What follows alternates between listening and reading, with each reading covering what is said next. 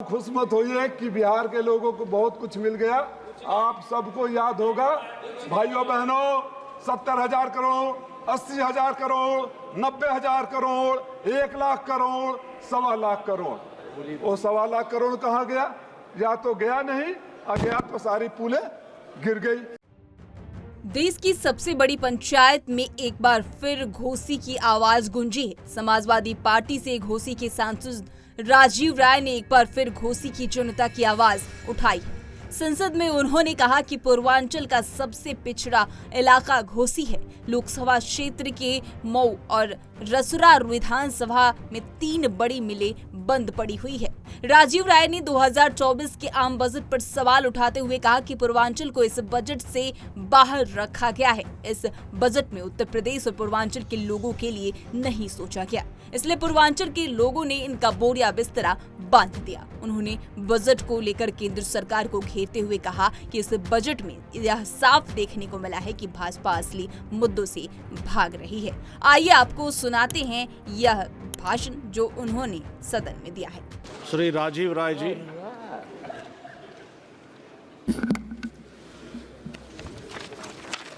धन्यवाद अध्यक्ष महोदय, मुझे बजट के इस महत्वपूर्ण मौके पर बोलने का मौका देने के लिए। अध्यक्ष जी, अगर आप इस बजट को ध्यान से पढ़ेंगे और समझने की कोशिश करेंगे तो ये बजट कुछ और नहीं, भारतीय जनता पार्टी के झूठे दावों, झूठी बातें और जुमलों को चीख चीख कर आईना दिखाने वाला बजट है। सरकार की गजब की कहानी है। पिछले 10 सालों से 2 करोड़ रोजगार नौकरी हर साल दे रहे हैं। माननीय प्रधानमंत्री जी कुछ दिनों पहले बोले थे कि 3-4 साल में 8 करोड़ नौकरी और रोजगार दे दिए। लेकिन कमाल की बात है कि जो 80 करोड़ लोगों को 5 किलो राशन बरसों से दे रहे हैं, 79 करोड़ 99,09,999 अभी तक नहीं हुआ। 80 करोड़ ही है। दोनों एक साथ कैसे हो सकता है? इससे बड़ा झूठ कुछ हो ही नहीं सकता। माननीय अध्यक्ष जी, जिस सरकार के में 80 करोड़ लोगों को 5 किलो राशन पर सालों साल जिंदा रहना पड़ता है और सरकार अपनी पीठ थपथपाती रहती है, उससे बड़ी शर्मनाक स्थिति कुछ और नहीं हो सकती है। इसके बारे में मैं इतना ही कहूँगा कि ऐसी हालत नहीं होनी चाहिए थी। तुमने कोशिश ही नहीं की, नहीं तो ये हालात बदल सकते थे। ये अश्क तुम्हारे आंखों से भी निकल सकते थे।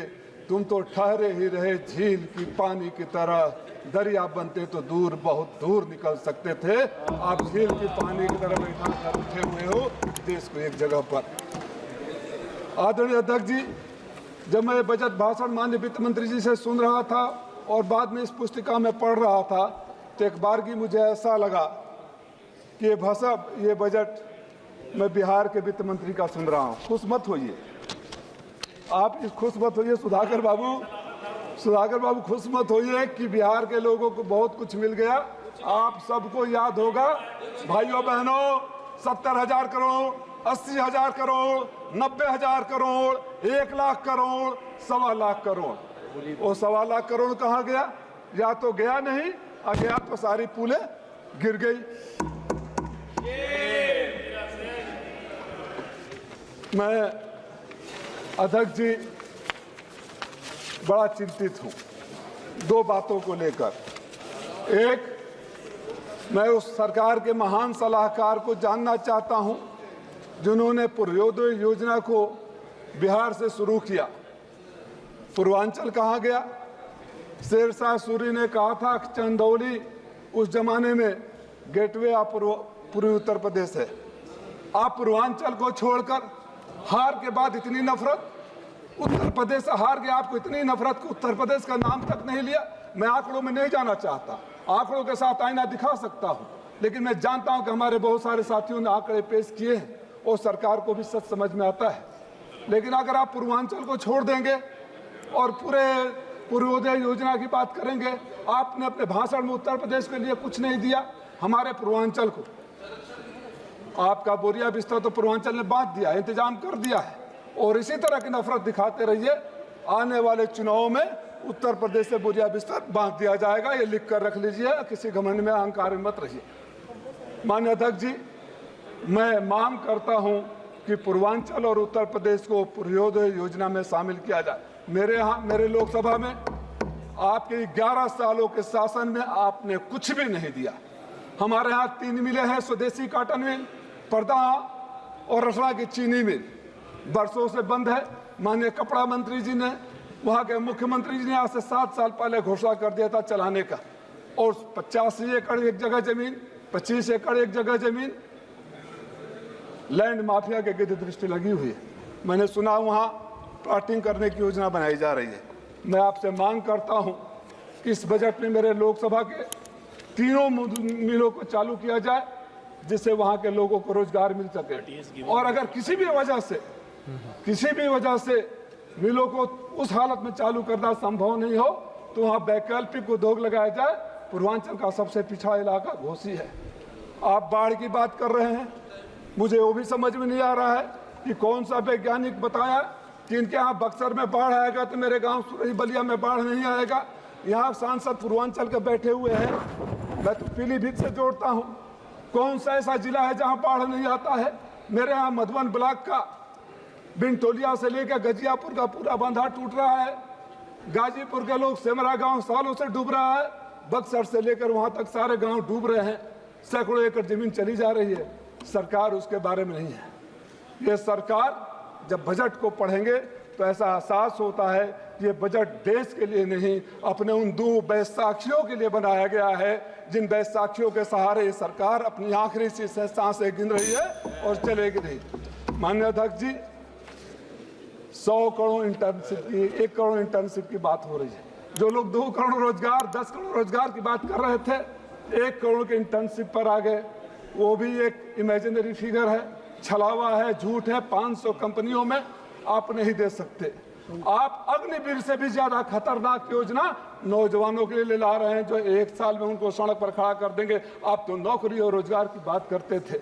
मैं आपसे मांग करता हूं कि हमारे पूर्वांचल के इलाके को पूर्वोदय योजना में शामिल किया जाए। हमारे यहाँ जो परदहा की मिल है, 85 एकड़ जमीन है, आप वहाँ स्किल डेवलपमेंट सेंटर खोल सकते हैं। हमारा मऊ तो पूर्वांचल का मेडिकल हब बन रहा है, लेकिन सरकारी सुविधा कुछ नहीं है, प्राइवेट के जिम्मे है। अगर वहाँ मल्टी स्पेशलिटी हॉस्पिटल बन जाए, ट्रॉमा सेंटर बन जाए, स्किल सेंटर बन जाए, बुनकरों का इलाका है, साड़ी प्रोसेसिंग यूनिट बन जाए, हमारे मऊ की हालत बड़ी बुरी तरह खराब है। मैं आपसे मांग करता हूँ कि ये सरकार जो नौकरी के वादे करती थी, जिन्होंने बार बार कहा है कि हमने हर साल 2 करोड़ नौकरी लेकर आए हैं, रोजगार लेकर आए हैं, एक इस सदन के लोगों को पता होना चाहिए कि नौकरी रोजगार किस बोरे में रखकर किस खाई में फेंक दिया गया है, जो न पढ़ा जा रहा है न दिखाई दिया जा रहा है। आप झूठे दावे बंद करिए, मैं आपका समय ज्यादा नहीं लूंगा। जो झूठे वादे करते हैं, आप बजट में हर साल बातें करते हैं, पिछली बजट की बात नहीं होती है, वो पैसे कहाँ गए? आप तो कुछ इस तरह एहसान करते हैं हुजूर कि अपने बातों से इस आवाम पर कुछ इस तरह एहसान करते हैं। आप अपनी बातों से इस आवाम पर कुछ इस तरह एहसान करते हैं, आंखें तो छीन लेते हैं और चश्मे दान करते हैं। हमें आपके दान के चश्मे नहीं चाहिए, हमारे आंखों को छीनना बंद कर दीजिए। माननीय सदस्य स्पीकर जी, आखिरी बात, हमारे यहाँ जो मेरा इलाका है, मैं हमेशा कहता हूँ, बदहाल बुनकर, बेहाल किसान और बेरोजगार नौजवान, तत्काल सरकार संज्ञान ले और जो गांव कटानों में डूब रहे हैं, चाहे गाजीपुर का हो, बलिया का हो, मऊ का हो, आजमगढ़ का हो, गोरखपुर का हो, कुशीनगर का हो, उसके लिए व्यवस्था कर दिया जाए और जितने गांव डूब गए हैं उनको मुआवजा दिया जाए।